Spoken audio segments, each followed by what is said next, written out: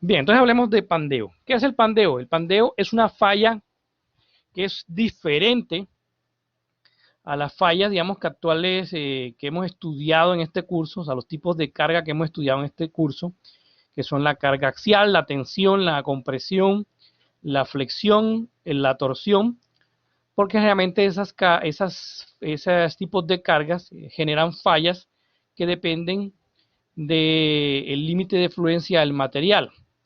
El pandeo no depende del límite de fluencia del material, depende de su elasticidad. Y el tipo de falla que presenta el pandeo es una falla tipo súbita, o sea, no avisa y genera generalmente una falla catastrófica. Como se ve ahí en la animación, el pandeo es básicamente eso. Si yo tengo una columna sometida a compresión, generalmente no va a fallar inicialmente por compresión si es lo suficientemente larga. La primera falla que va a tener es de ese tipo, va a generar una flexión abrupta y esa flexión va a terminar haciendo colapsar la columna. Por eso es el cuidado que hay que tener con este tipo de fallas de pandeo, porque generalmente no avisan. En la siguiente diapositiva vamos a ver algunos ejemplos de este tipo de fallas en estructuras reales. Aquí vemos, por ejemplo, en esta construcción, en esta columna, ven, ahí falló y están tratando de reforzar las losas para medio remendar un poco la falla de la columna. Esa es una falla por pandeo en una columna de concreto reforzado, ¿no? También lo tenemos en columnas metálicas, es decir, la columna no tiene por qué ser vertical. Esto es básicamente, esto le pasa a cualquier elemento que esté sometido a cargas a compresión. No tiene por qué estar vertical, puede estar horizontal o puede estar en diagonal. La clave es que el elemento está sometido a cargas a compresión y cuando eso sucede, digamos, es más probable que primero falle por pandeo, si es un elemento largo, a que falle por compresión. Aquí hay otros par de ejemplos. Aquí a la izquierda unas columnas de acero y a la derecha una columna de reforzado, también de concreto reforzado, que también falla por pandeo, digamos, fracturó, digamos, el concreto, dejó expuesto el acero y ya prácticamente eso hay que demolerlo. Bien, pero estudiamos un poquito de la teoría del pandeo. Entonces, la teoría es muy sencilla, simplemente es asumir, digamos, un elemento que está sometido a carga de compresión y como veíamos, esa carga de compresión genera una especie de flexión en el elemento.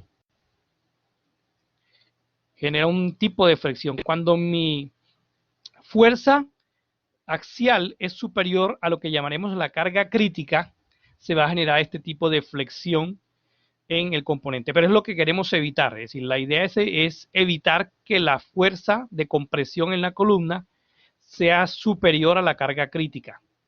Por lo tanto, una de las cosas que vamos a aprender a calcular aquí es cuál es esa carga crítica, o sea, cómo calculamos la carga crítica de una columna en función de sus propiedades mecánicas y sus propiedades geométricas. Para eso vamos a hacer uso de la fórmula de pandeo, de flexión en este caso. Vamos a hacer uso de la fórmula de flexión, recordando que la fórmula de flexión nos dice, esta es la fórmula de flexión, deben tenerla fresca, digo yo, deben tenerla ustedes fresca, porque acabamos de ver hace unas poquitas semanas el tema de deflexión, ¿cierto? Entonces, recuerden, esta es nuestra ecuación diferencial de segundo orden que rige la deflexión de la viga. De 2b de x cuadrado es igual a m. Entonces, en este caso, cuando la carga es superior a la carga crítica, se genera un tipo de flexión que se puede plantear en términos de esta ecuación, donde en este caso el momento se puede escribir como el valor de la fuerza P por el desfase que tendría respecto al eje neutro original de la columna. Entonces uno podría escribir esta expresión así, como P por B, siendo B el desfase y siendo P la carga axial. Si uno toma esa ecuación y la deriva dos veces, llega a esta ecuación diferencial básicamente. Vamos a llegar a esta ecuación diferencial de segundo orden de 2b de x cuadrado más p sobre e por i por b es igual a 0. Como ya ustedes pasaron por su curso de ecuaciones diferenciales, sabrán que hay unas, digamos, soluciones típicas a este tipo de ecuación de segundo orden que generalmente se obtiene a partir de funciones armónicas, es decir, de funciones seno-coseno. En este caso tomamos una de esas soluciones, es decir, tomamos una solución del tipo seno-coseno, como esta. En este caso, los términos C1 y C2 corresponderían a las constantes de integración. Y esta sería mi solución general, pero obviamente para encontrar las constantes de integración tengo que aplicar condiciones de frontera. En este caso, las condiciones de frontera que voy a aplicar son las siguientes. La primera va a ser para x igual 0, es decir, acá arriba, como esto es un pasador, la deflexión es 0. En este caso, el seno de 0 es 1, el seno de 0 es 0, entonces en este caso me quedaría que C2 es 0. Ya eliminamos, digamos, una de las constantes de integración. Si aplicamos la segunda condición de frontera, que sería en este caso para x igual L, o sea que es este punto de acá, también como este es un pin, un pasador, el desplazamiento es 0. Esas son nuestras dos condiciones de frontera. Entonces, en este caso, con eso hallamos la segunda constante de integración. O sea, la ecuación nos quedaría así. Me quedaría que C1 por seno de raíz cuadrada de P sobre E por I por L es igual a 0. Esto tiene obviamente una solución trivial que sería 0, porque el seno de 0 es 0, pero digamos no nos interesa la solución trivial, sino una solución donde este término sea diferente de 0 y nos dé que el valor del seno sea 0. En este caso, ocurre cuando el argumento de la función seno es un múltiplo de pi. Es decir, puede ser pi, 2pi, 3pi, 4pi, 5pi, cualquier múltiplo de pi, el seno va a ser 0. Y significa que en este caso, y como ocurre con muchas ecuaciones diferenciales, tenemos múltiples soluciones, es decir, hay múltiples funciones que cumplen con la solución. La buena noticia para nosotros es que no necesitamos encontrar todas las funciones, sino una sola. En este caso, necesitamos, estos son nuestros conjuntos de soluciones. En este caso necesitamos la más bajita, en este caso P sería la carga crítica, sería despejando este término. Despejando P, ya paso este término acá. Si yo despejo P, me quedaría N cuadrado, pi cuadrado, sobre este L que aquí me quedaría L cuadrado, pasaría acá L por I, y esto sería P. Se elevando al cuadrado ambos lados de la ecuación. Esa es la ecuación que me aparece aquí. Entonces, estas son las cargas críticas que dependerían de N, del término N, donde N sería 1, 2, 3, así sucesivamente. Recordemos que estas son todas las soluciones que puede tener esa ecuación. Entonces, como vemos aquí, hay un P que es el más bajito de todos, porque esa es la que va a hacer que primero falle la columna, es decir, la carga crítica, que es la más bajita, es la que ocurre cuando n es igual a 1, ya que a partir de ahí voy a tener cargas mayores. Entonces, en este caso, podemos llegar a esta ecuación, que esta, digamos, es una de las ecuaciones que suele usarse para evaluar el pandeo. Esto significa carga crítica es igual a pi cuadrado por el producto E por I. Ya este producto E por I ya ustedes lo han visto bastante, por ejemplo, en deflexión de vigas. Ya esto es un producto que se calcula con base en la geometría de la viga, de la sección y las propiedades del material y la longitud de la viga. Longitud al cuadrado en este caso. O sea, tiene un efecto muy grande la longitud de la viga en la carga crítica. Entonces, con esta fórmula, número 1, yo puedo calcular cuál es la carga crítica a compresión. Ojo, a compresión, esto solamente ocurre cuando está a compresión, para la cual, a partir de esa carga, la columna falla por pandeo.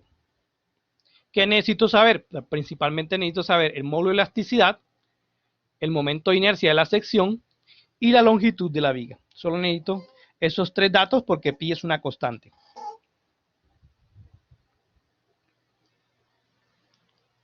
Ahora, esa fórmula se puede reestructurar y se puede colocar en términos de esfuerzos. ¿Cómo lo podemos hacer? Digamos, lo podemos hacer calculando, digamos, una especie de esfuerzo equivalente, esfuerzo axial equivalente, que lo podemos plantear de la siguiente manera. Supongamos que, en este caso, la inercia la escribimos en términos de esta operación.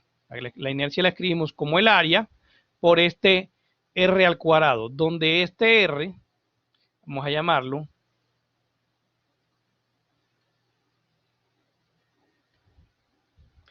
este R lo llamaremos el radio de giro de la sección.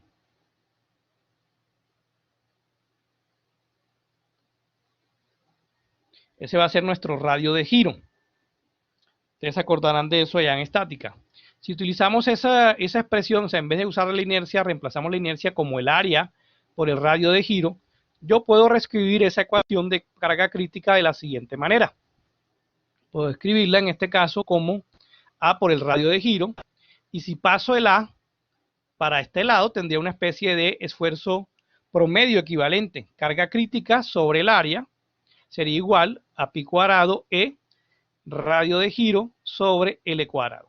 Reestructurando eso un poquito, llegaríamos a la siguiente ecuación. Pasando el radio de giro acá a dividir, me quedaría esto.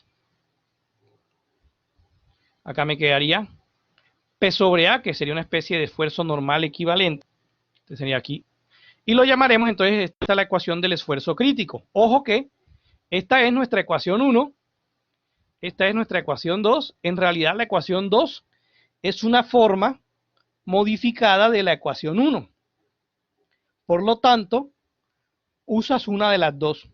O usas la ecuación 1 para calcular la carga crítica, o usas la ecuación 2 para calcular el esfuerzo crítico, pero no puedes usar las dos porque en el fondo estás usando la misma ecuación. Te ojo, mucho ojo en la solución de problemas, no tratar de emplear las dos ecuaciones en simultáneo para resolver los problemas, porque en realidad estás usando la misma ecuación. Llegarías a un punto sin salida, a un callejón sin salida.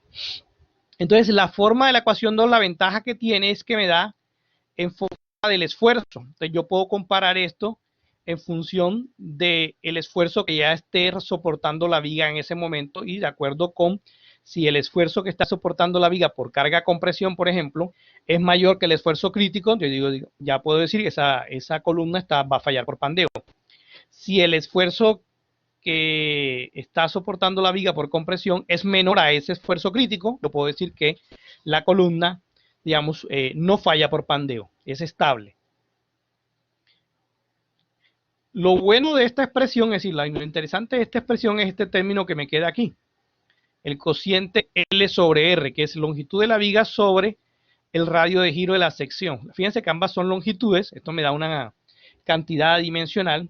Esta es una cantidad que es muy importante dentro del análisis de columnas, que se llama relación de esbeltez.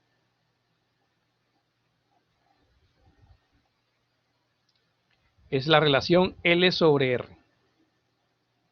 Como su nombre lo indica, esta relación me dice si la columna es esbelta, L sobre R es un número grande, es decir, es larga, L es un valor grande comparado con el radio de giro de la sección. Si la columna, digamos, es chaparrita, es aplastadita, pero es gordita, decimos que tiene una relación de esbeltez baja. Y eso ocurriría en columnas cortas que tengan un radio de curvatura, un radio de giro relativamente grande. Ahora, lo interesante de la relación de esbeltez, vamos a verlo en la siguiente gráfica. Aquí vemos, y esto es la parte interesante, entonces, que el esfuerzo crítico, recuerden que pi es una constante, depende de dos cosas básicamente, del material del cual esté hecha la columna y de la relación de esbeltez, que puede trabajarse como un solo número, como un solo coeficiente. Entonces, esta gráfica lo muestra. Por ejemplo, para un acero estructural, un A36, en general para casi que todos los tipos de acero, tienen el mismo módulo de elasticidad, 200 gigapascales. Si usted va a cualquier tabla de materiales, va a encontrar módulo de elasticidad de la mayoría de los aceros está en el mismo orden, 200, 190 y pico, pero está en ese orden, 200 gigapascales. y depende entonces de las aleaciones. Por ejemplo, en el caso del aluminio, el módulo de elasticidad es un poco menor, como la tercera parte, y así sucesivamente. Entonces, esta gráfica que vemos aquí es simplemente la representación de esta ecuación, que me dice entonces para un material el módulo es constante, así que su esfuerzo crítico va a depender exclusivamente de la relación de Sveltez al cuadrado, dividiendo. Por eso es que la curva va reduciéndose en la medida que la relación de Sveltez aumenta.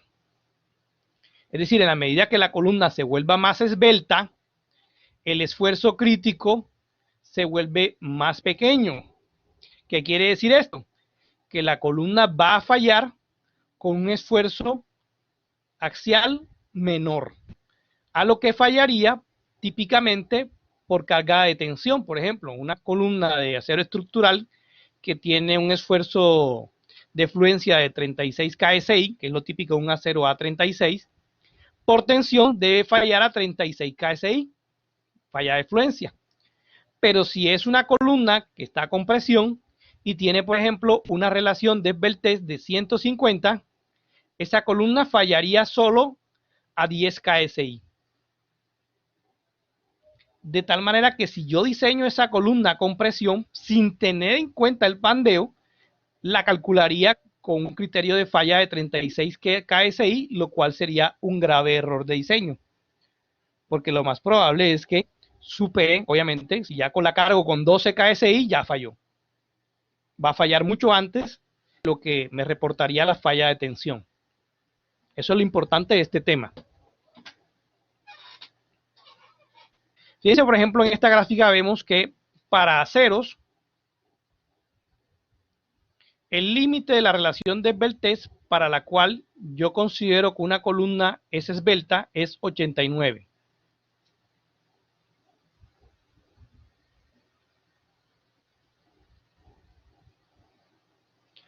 Es decir, en columnas de acero, una relación de Sveltez L sobre R mayor de 89, ya tengo que tener cuidado y tengo que hacer el chequeo de pandeo. En el caso de aluminios, pues tiene un número más bajito, porque eso depende del módulo de elasticidad, en este caso, en el caso de aluminios. El L sobre R debe ser mayor a 60, 60.5. L sobre R es un número adimensional, porque son dos dimensiones, una sobre la otra. Entonces es un número adimensional, no tiene unidades. Entonces el cuidado que hay que tener con este tipo de análisis. ¿Cómo puedo mejorar la relación de Sveltez de una columna que debe ser alta por naturaleza? Aquí vemos un ejemplo. Fíjense, en este caso tengo un tanque de agua, de esos típicos tanques elevados que encuentra uno en los acueductos, ¿verdad? Generalmente tienen una... No debes reducir L. Es decir, si aumentas L es lo contrario. Debes bajar la relación de Sveltez, entonces debes reducir L. Entonces, una manera, digamos, intrínseca de reducir L, en realidad esta columna no se analiza como una sola columna, sino que en la medida que yo voy colocando estos refuerzos que ustedes ven aquí, estos refuerzos hacen que en realidad esto no se analice estructuralmente como una sola columna, sino como una columna a tramos. Entonces, digamos, ya no tengo una columna larga, sino una columna que son pedazos de longitud L más pequeños que si tirara una sola columna hasta arriba. Entonces, por eso son esos refuerzos que ustedes ven en las columnas largas. Para reducir la longitud efectiva de la columna. Es lo que uno llama la longitud efectiva. De esa manera, una columna que originalmente podía medir 40 metros, aquí en este caso va a tener tramos de longitud efectiva de 10 metros. Y con eso bajo la relación de Sveltez y la hago menos propensa a fallar por pandeo. Porque en este caso, digamos, la opción de bajar el tanque no es muy viable que digamos, ¿no? Alguien se puede, no, ponga el tanque a ras de suelo, pero en este caso el tanque tiene que estar elevado para generar presión. Entonces necesariamente hay que llevarlo a esa altura. Vamos a ver otra parte importante y aquí es que para el desarrollo de la ecuación, típicamente se tomaron como condiciones de frontera que los dos extremos de la columna estaban apinados, o sea, están, digamos, condición de pin, que es lo que nos dio la ecuación original. Si cambian las condiciones de apoyo, obviamente van a cambiar las condiciones de frontera de la ecuación diferencial y va a cambiar un poquito la ecuación. Pero digamos, no nos vamos a meter en tanto detalle, sino simplemente vamos a explicar un poquito cómo se trabaja con los diferentes tipos de apoyo. La mejor manera de hacerlo, la manera más fácil de hacerlo es hablando de algo que se llama la longitud efectiva, que es la que se utiliza en la fórmula. Entonces, cuando los apoyos son pines, la longitud efectiva es igual a la longitud natural de la columna. Simplemente LE es igual a la longitud de la columna. Si yo tengo una columna empotrada en un extremo, que puede ser el suelo, pero está libre en el otro, este está libre. Libre implica que se puede desplazar horizontalmente hacia la izquierda, hacia la derecha, sin ningún tipo de restricción. Entonces, en este caso, la longitud efectiva es el doble de la longitud de la viga. Es decir, si la viga mide desde la tierra hasta el extremo libre L, en la fórmula tengo que utilizar el doble de la longitud. ¿Esto qué implica? Que esa columna va a ser más crítica para carga de pandeo, porque tengo que usar un valor de 2 de longitud doble. Me va a aumentar la relación de esbeltez. Si la columna está empotrada en ambos extremos, la longitud efectiva se reduce a la mitad. En este caso sería la mitad de la longitud de la viga medido de empotramiento, de la columna, perdón, medido de empotramiento a empotramiento. O sea que en la fórmula lo que utilizaríamos sería 0.5L. Y si la columna está empotrada en un punto y apinada en el otro, la longitud efectiva es 0.7L. Entonces esta tablita hay que tenerla en cuenta simplemente para esos aspectos que se mencionan aquí, para las diferentes condiciones de apoyo que pueden tener estas columnas.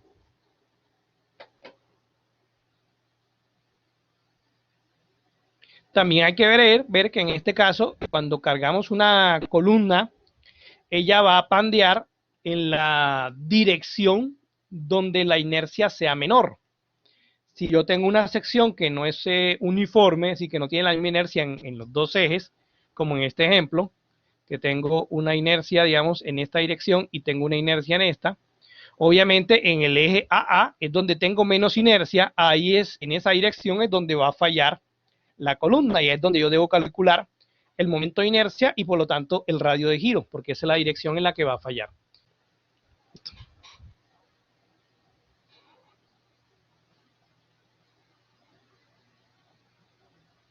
Fíjense, la falla es súbita. Ahí se presenta el pandeo.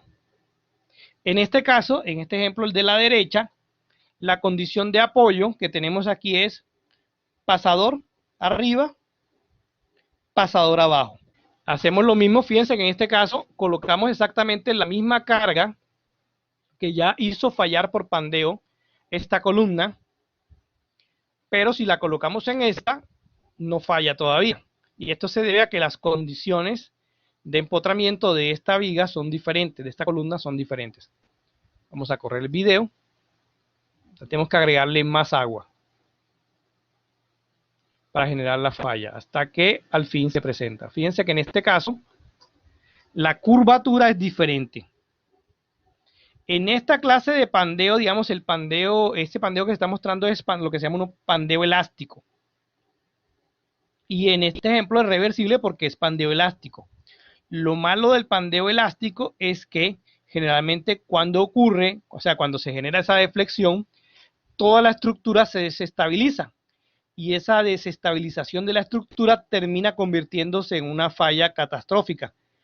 O sea que en cierta manera, una vez ya llegas a esa zona de pandeo, digamos, eso conlleva una serie de eventos irreversibles de por sí. Aunque el pandeo elástico es reversible, lo que genera es irreversible.